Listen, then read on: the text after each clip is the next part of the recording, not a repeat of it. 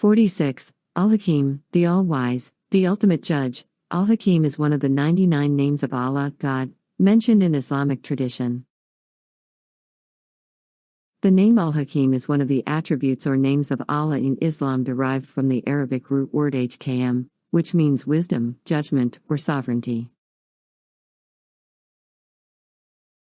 Al-Hakim can be translated as the All-Wise or the Ultimate Judge. This name signifies Allah's perfect wisdom, knowledge, and ability to make sound and just decisions in all matters. It is a reminder of His omniscience and the fact that everything He decrees is based on His infinite wisdom. Allah subhanahu wa ta'ala is Al-Hakim, the most judicious and the all-wise. He possesses the ability to determine right from wrong and is free from error and misunderstanding. His designs in nature and life are perfect and accurate. He is the only one qualified to judge the worth of all things.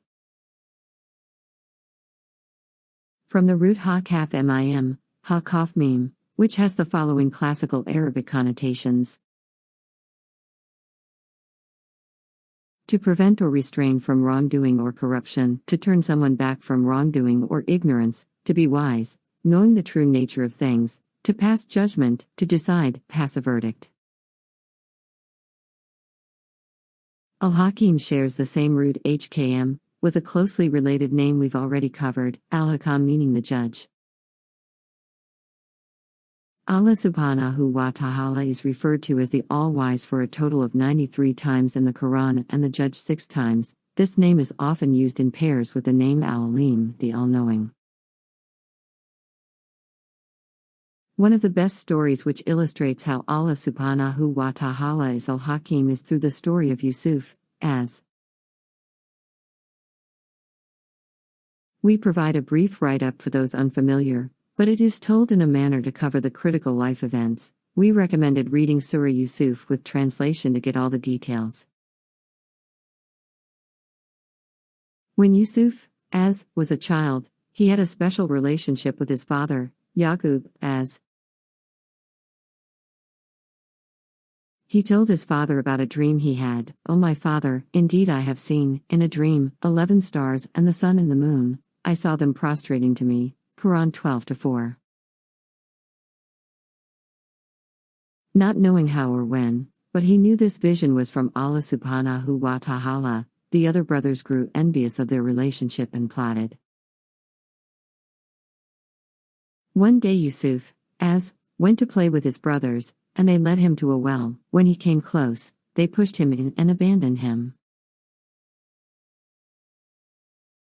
A caravan of travelers stopped by the well and found the young boy. They pulled him out and rescued him but decided to pawn him off as a slave to a man named Aziz, the chief minister.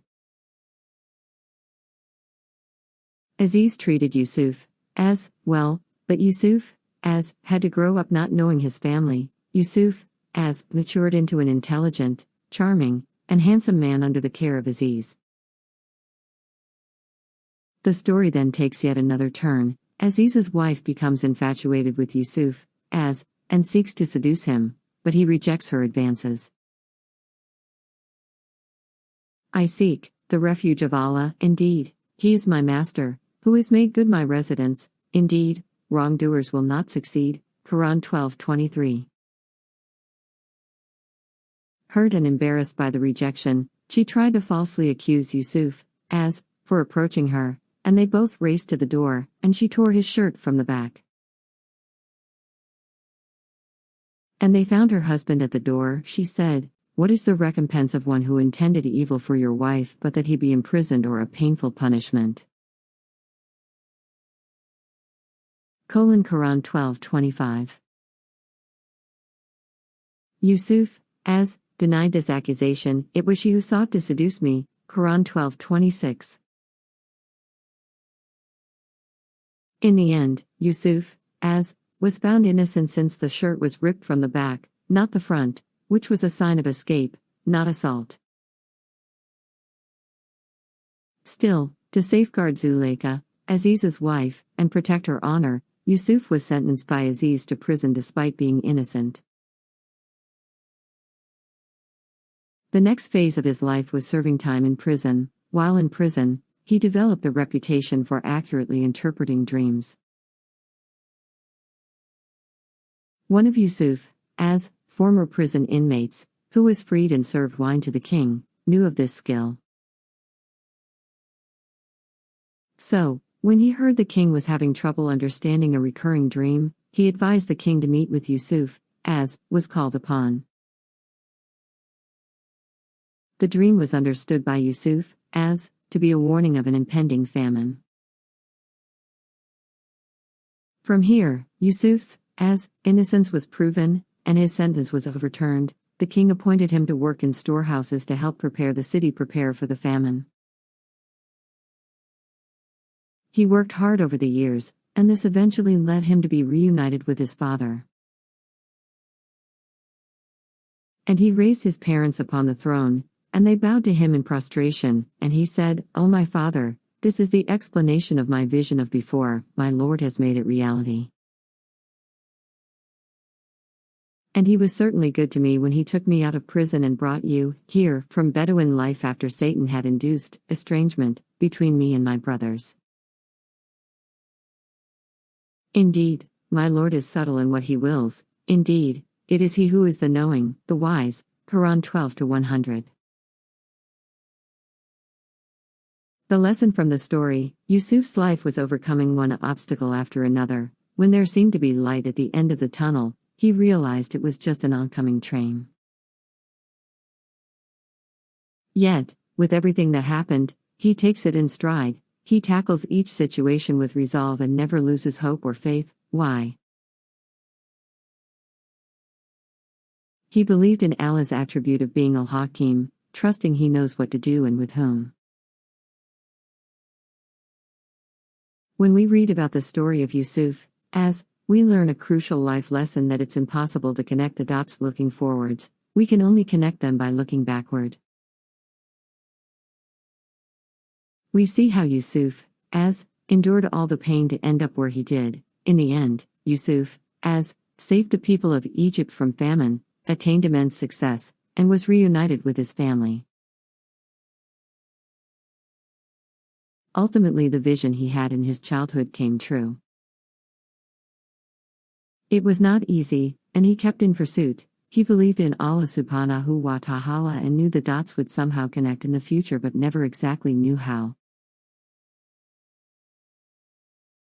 Sometimes we should not just endure but learn to love and say Alhamdulillah for the way the All-Wise has decreed things to unfold. Fighting has been enjoined upon you while it is hateful to you. But perhaps you hate a thing and it is good for you, and perhaps you love a thing and it is bad for you. And Allah knows, while you know not. Quran 2-216. Another story of adversity comes from the seerah of Prophet Muhammad. It surrounds the traumatic events that took place in an attempt to attack the Prophet Muhammad and his family. Ayat 11-20 from Surah Nuh addresses this matter, but we'll focus on two verses in particular.